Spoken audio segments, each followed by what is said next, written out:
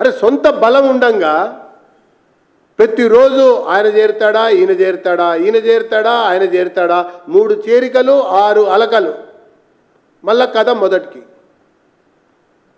ఏ విషయంలో అయినా సరే పార్టీ అధ్యక్షుడి నియామక విషయం అంతే జరుగుతూ ఉంది, అది వాళ్ళ ఇష్టం వాళ్ళ పార్టీ. కానీ ప్రభుత్వ పరంగా విధి విధానాల్లో పాలనాపరమైనటువంటి అంశాల్లో ఒక అడుగు ముందుకి 6 అడుగులు వెనక్కి అన్నటువంటి ధోరణిలో ఈ 6 నెలల కాలం వెలుబుచ్చారని చెప్పని నేను పేర్కొంటా ఉన్నా. ముఖ్యమంత్రిని అవమానిస్తోంది ఈ యొక్క కాంగ్రెస్ పార్టీ అధిష్టానం అని చెప్పని నేను పేర్కొంటా ఉన్నా. ఇది వాళ్ళకి ఒక సాంప్రదాయం, ఇది వాళ్ళకు ఒక వ్యవహారం, అది జరుగుతూనే ఉంది. ఆ రకంగా రాష్ట్రంలో రోజు రోజుకి రైతుల ఆత్మహత్యలు పెరుగుతూ ఉన్నాయి,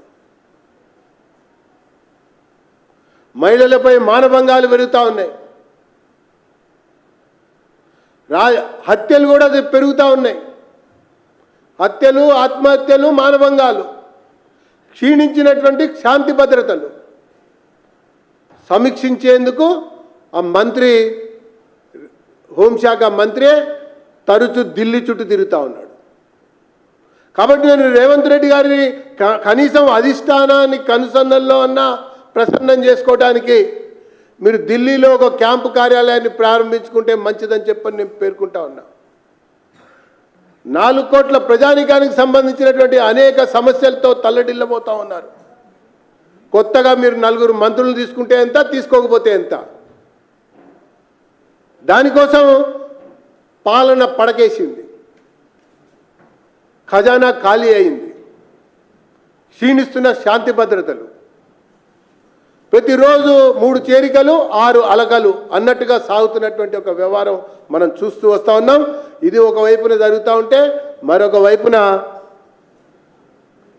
ఆంధ్రప్రదేశ్ ముఖ్యమంత్రి, తెలంగాణ ముఖ్యమంత్రి కలుస్తారట.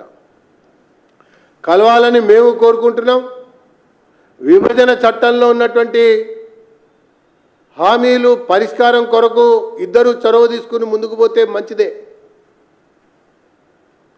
గతంలో హోంమంత్రి అమిత్ షా గారు ఎన్నో ప్రయత్నాలు చేసినా రాజకీయంగా మిత్రులుగా వ్యవహరించినటువంటి కేసీఆర్, జగన్మోహన్ రెడ్డి, ఈయన వస్తే ఆయన రాలా, ఆయన వస్తే ఈయన రాలా,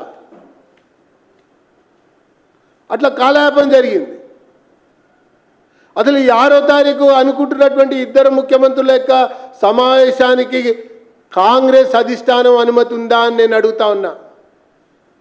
అసలు ఈ మీటింగ్ జరుగుతుందా అని చెప్పి నాకు డౌట్ వస్తూ ఉంది. ఏ క్షణంలో అయినా సరే ఈ మీటింగ్ని ఏదో ఒక కారణం చెప్పి ఆపేటువంటి అవకాశం కూడా ఉందని చెప్పని నేను భావిస్తూ ఉన్నా.